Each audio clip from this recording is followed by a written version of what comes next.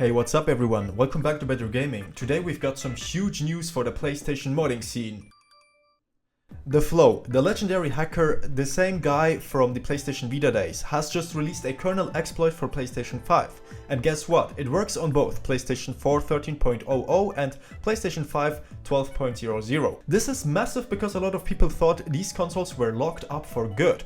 But here's the crazy part. The Flow tweeted, "RIP, my PlayStation exploit died," which tells us he kept this exploit behind the scenes for a while. And you might ask yourself right now why. I think it's because he wanted to keep one exploit ready for himself, for his own PlayStation 5, giving him the power to explore and find other things. And now he shared it with the world. But wait, this isn't just about the exploit.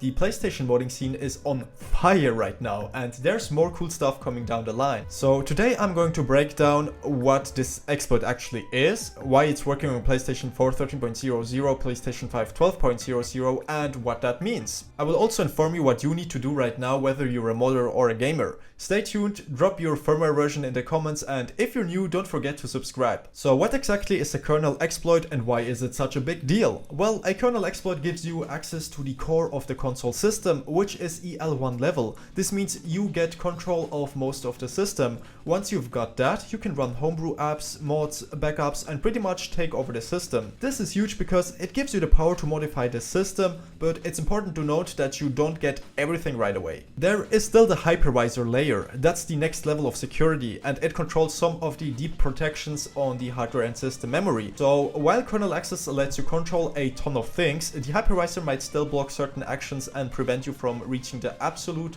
full control over everything. But don't worry, the kernel exploit we've got here is still a massive win, and it gives you huge opportunities for modding and running custom code on your specific PlayStation 5 or 4. The exploit works on PlayStation 4 13.00 and PlayStation 5 12.00, but here's the catch. Sony patched it in 13.02 and 12.02, so if your console is on a higher firmware, you're out of luck, at least for now. And that means there is a limited window where this exploit is still available to use. Why does this matter? Because previously, these higher firmware versions were considered unhackable. Many people thought it was game over for the PlayStation 5 above version 10.x and for the PlayStation 4 after 12.02.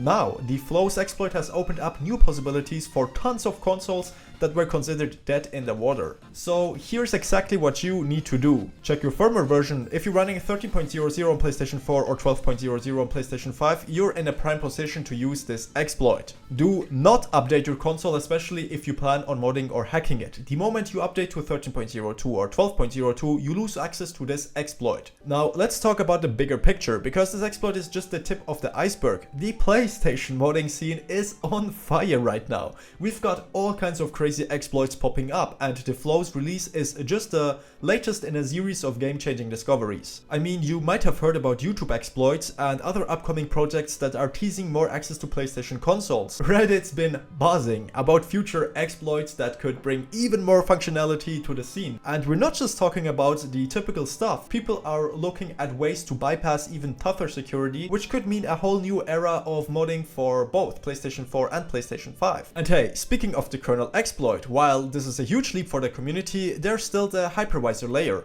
Now, I'm not going to get too deep into that right now, that's a whole other topic for another day. But just know this, once we got full access to the hypervisor, that's EL2 level access, it's game over. We're talking about control over everything.